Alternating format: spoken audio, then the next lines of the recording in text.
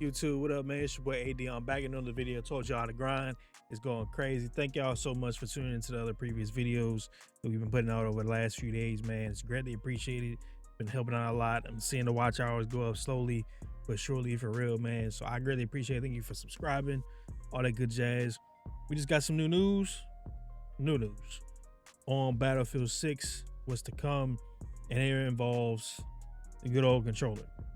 Now, the news that I'm seeing, what I'm hearing is from one of the devs on the game that, works with the controller inputs and mouse and key inputs and like good jazz, that apparently they're going to be reverting back to the old way that aim assist used to work in the open beta. Now, some people are taking that as going to be a nerf. I'm thinking it's actually a buff.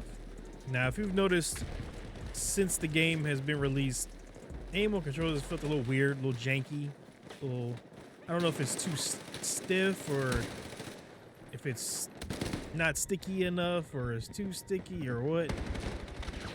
But if you've noticed, aim just feels off for sure. Like, things don't feel as fluid as they were in the open beta. So it is being said by one of the devs that they are going to be reverting back to the open beta variation of the aim assist, which should actually improve how the game is played, or improve how the game feels on the controller. So to me, that's a W for any control players. Ironically enough, this information is coming out and I'm about this close to switching to mouse and key, more so from the aspect of feeling that I have a little bit more control over what's going on. And I'm heavy on being a controller player,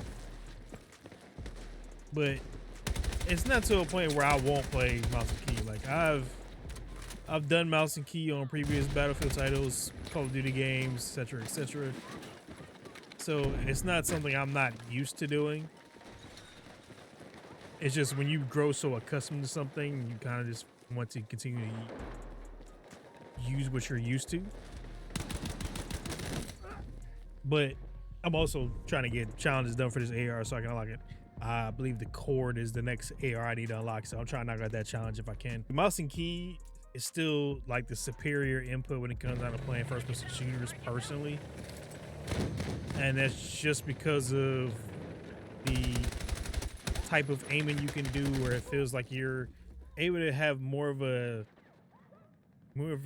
accurate standpoint. And it's, to me, it's more rewarding to be able to learn to aim, with the mouse and keyboard, and it feel like you're actually doing the work versus, the aim assist carrying you into a dub, so to speak. Which is crazy coming from me. Like I said, I'm a straight controller player. Controller, I think if they do it the right way, it doesn't have to be like COD by any means as far as like the aim assist and things of that nature. It just needs to feel a little bit better, a little bit more fluid, to where it gets the job done versus the aim assist is what is taking over the entirety of the game. And I think if it gets to that point where it's a little bit more of a better register on input, then I think we'll be in business. Like I said, I gotta get some assault rifle kills for this weapon assignment right here. You gotta get 300 at 135. The next variation of everything, because then once we do that, then we'll unlock the NVO, which is the main gun I want to unlock. I want the NVO, but I also want to be able to get not the SL9, but the KTS. The KTS is the gun I want to get. I have to get 300 suppressed kills or suppressions using an LMG. I'm just trying to go little by little on these challenges, because it's just so damn much to do. With some of these guns are, to me, very important to have, especially while playing Red Sec, which is the main thing I've been playing recently. Ever since it came out, I've been hooked. Not gonna lie, this is the first BR I found myself really getting into. I haven't put out any videos on it because like it'll be my luck. The experience I have with a random player will be kind of interesting. Now I've been playing it on stream at times with random duo fills. So if y'all want to check that out, man, twitch.tv/AyeDeon. Make sure to come check out the streams. Also been live streaming here on YouTube as well, with vertical streams as well as the regular style horizontal streams. So if y'all want to see that, make sure to come through on them streams, hit the post notifications as well, so you don't miss out anything that we put over here on the YouTube. I will say some challenges are actually like not as bad as I thought they were gonna be, as people kind of put them out there. There are some like hella tedious ones. I think like the sniper ones. A lot of the sniper ones are very fucking tedious. Which is why I don't snipe as it is half the time now anyway. So like I try to stick to my lane. Like I can do SMGs, ARs, LMGs. I can do some marksmans. I can snipe here and there, but like to be as consistent to try to do those tedious ones where you have to get a certain distance kill a multiple amount of times. There comes a point in time where I check out completely. I'm like, all right, that's enough of that. Personally, I get over it very quickly. I'm like, I'm not even about to risk that. Now that the aim assist is being looked into and stuff like that, I've also been seeing people have said that the controller inputs, you know, using Steam's like overlay or something like that with the controller, which unfortunately for PlayStation players it turns into like Xbox buttons. Apparently that helps with some of the input as well to make it feel a little less bad, if that makes sense too. I of course don't know how that is because I'm using a Xbox controller, the GameSurge G7 Pro. Again, this feels fine to me, but if I'm thinking of how the controller settings worked in the open beta, I can see why people are not happy about what it is now, because open beta wise, that aim assist was kind of smacking a lot better, and it was actually really good. I honestly felt it was maybe a little too good at times, because you literally couldn't miss a shot. If you missed a shot, you were just bad at that point. This one, while there's no rotational aim assist currently, there was a slight bit of one in the open beta that made it to where you can kind of compete a little bit better with like the mouse and keyboard inputs. But while competing with it now, like people, you know, complained about it, like, you know, fair to do so and giving feedback, to where now it's like aim like that you probably usually don't miss. Typically you're missing a lot because of the bloom. Even with the aim assist, like I've had to adjust my controller settings so much, and I think that proves a lot. Like I didn't have to do but so much improving and changing things around so much in the open beta versus what I've had to do just since the release of the main game of this. Since the full release, like I may have been changing my sensitivities and stuff like that almost every single day. I'd say up until the last maybe 2 or 3 days where I've kind of dialed in my settings a little bit more, kind of fit how I like to move. So it's not as bad anymore. And like I said, I've grown kind of accustomed to where I'm at now. It does feel slow at times, so I try to adjust like the main infantry aim sensitivity, and then like everything else as far as like I was getting aim assist right there through the steps. It's kind of, that tells you it's there, like it's strong. It's just not to a point where it may or may not be worse. We'll have to kind of see if it's really a nerf like people think it is, or if it's really just a buff to go back to what we had beforehand. Because again, like I said, it was pretty good last time. So being able to see where it may go now, I think it will determine a lot moving forward with Battlefield and the controller inputs, and if people are going to stick with controller, or if there's going to be a lot of complaints about, you know, controller doesn't work like this. This is mainly based for for mouse and keyboard games. Like everybody talks about Call of Duty is only for controllers and stuff like that.